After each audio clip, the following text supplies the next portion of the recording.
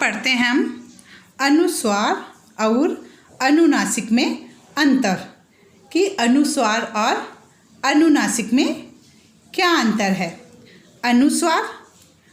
अनुस्वार अन्य स्वरों और व्यंजनों के साथ समान ही एक स्वतंत्र ध्वनि है। अनुस्वार अन्य स्वरों और व्यंजनों के समान ही ये एक स्वतंत्र ध्वनि है, किंतु अनुनासिक की ध्वनि स्वतंत्र न होकर नासिक्य है। अनुनासिक की जो ध्वनि है वो स्वतंत्र नहीं है और ये नासिक के स्वर में मिल जाती है। दूसरा आता है हमारे पास अनुस्वार के उच्चारण में वायु केवल नाक से निकलती है। अनुस्वार का जो हम उच्चारण करते हैं उसके वायु केवल हमारे नाक से निकलती है, जबकि अनुनासिक के उच्चारण में वायु मुख और नाक से निकलती है। लेकिन जब आप अनुनासिक का उच्चारण करते हो तब आपकी वायु मुख और नाक से बाहर निकलती है। अनुस्वार धीमी ध्वनि है, जैसे दंत एवं आदि, जबकि अनुनासिक तीव्र ध्वनि है, जैसे दांत, आँख आदि। आगे पढ़ते हैं हलंत। हलंत क्या है, इसका प्रयोग क्यों करते हैं, ये हम अब हलंत में पढ़ेंगे। प्रत्येक व्यंजन के साथ ए स्वर अवश्य रहता है। प्रत्येक व्यंजन, हम व्यंजन का उच्चारण करते समय उनके साथ ए का उच्चारण अवश्य होता है। किसी भी व्यंजन का उच्चारण बिना ए स्वर की सहायता के नहीं किया जा सकता है। किसी भी व्यंजन का उच्चारण हम बिना ए स्वर के नहीं कर सकते हैं। प्रत्येक व्यंजन के साथ ए स्वर लगता है। जहाँ पर व्यंजनों को स्वर रहित दिखाने की आवश्यकता होती है और जहाँ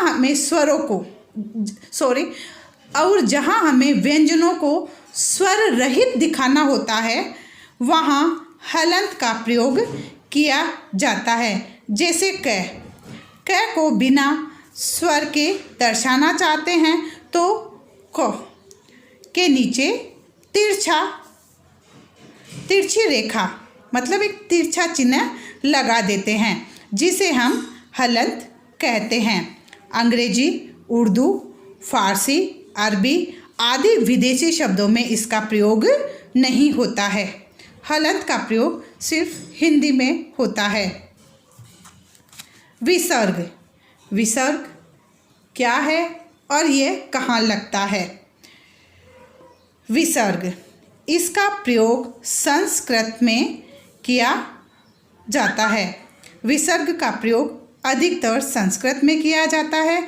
इसका उच्चारण हल्के है के समान किया जाता है। इसका चिन्ह है यह है, पीछे 2 बिंदु लगाना, जैसे प्राय है, अतः आदि। अब हम पढ़ेंगे उर्दू की ध्वनियाँ। नुक्ता चिन्ह, हम कुछ वर्ण ऐसे हैं जिनमें हम नुक्ता का प्रयोग करते हैं।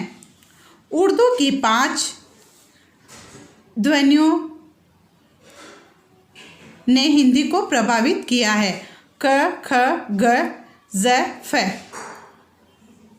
इन ध्वनियों के नीचे लगे बिंदु को नुक्ता कहा जाता है। हिंदी में अब केवल ज़ और फ में ही नुक्ता लगाया जाता है। हिंदी में अब केवल ज़ और फ में ही नुक्ता चिन्ह का प्रयोग किया जाता है।